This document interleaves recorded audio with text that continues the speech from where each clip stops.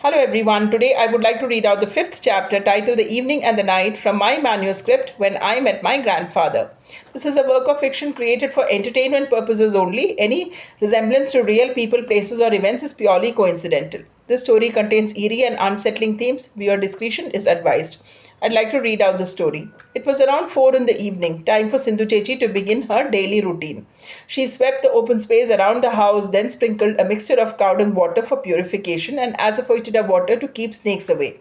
It was a long, tiring process, but she did it every single day before the evening puja. I followed her as she worked. We had so much to talk about. She listened patiently, and I loved sharing everything with her. Soon it was time for evening tea, hot tea with paramburi and vada. I turned to my parents and said, I want to go near the well and play around the coconut grove.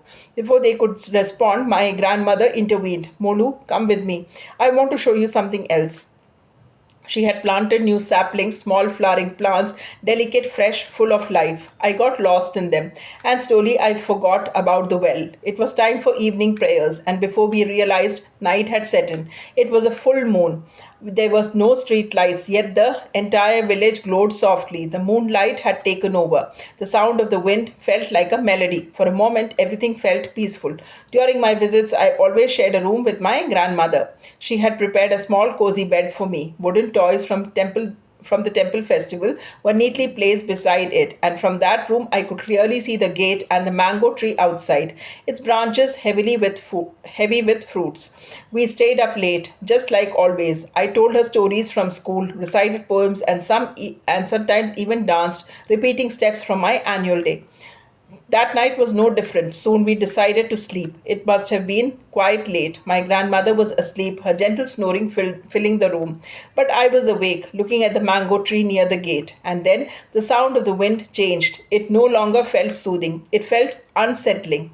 And then I saw them, a man dressed in white without a head, and the old woman with one tooth. They were standing near the gate, picking up fallen mangoes. I screamed, Amama, ghost, ghost. My grandmother pulled me close immediately. I looked again. They were gone. I was shivering. A part of me wanted to go back home, back to the city. My grandmother held me tightly and said, This is because of Sindhu. She keeps filling your mind with these stories. And then she asked gently, Tell me, did you see them? Yes, Mama, I promise, I said. They were near the gate picking mangoes. She smiled calmly. What would ghosts do with mangoes? She said softly. All that departed souls need is the food we offer during Shraddham.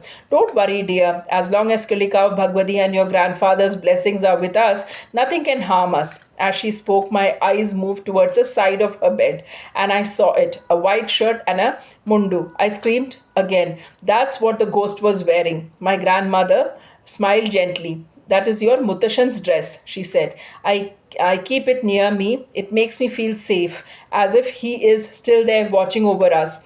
And even if he appears, he will never harm you. He was the kindest man anyone could ever meet. Now try to sleep, but I could not sleep. I kept turning from side to side, unable to close my eyes. My grandmother stayed awake too. She softly chanted mantras, gently tapped my shoulder, touched my forehead, trying to calm me. After a while, she said, Tomorrow your parents will take you to Randamurti temple. Pray there and then visit Kilikawa. All your fears will disappear. And I will tell Sindhu Chechi not to share such stories with you. But even then, my mind refused to rest. The headless man, the old woman, they stayed with me. And that night, sleep stayed far away. That's all for the day. Do let me know your thoughts about the story by writing in the comment section. Thanks for watching and thanks for your time.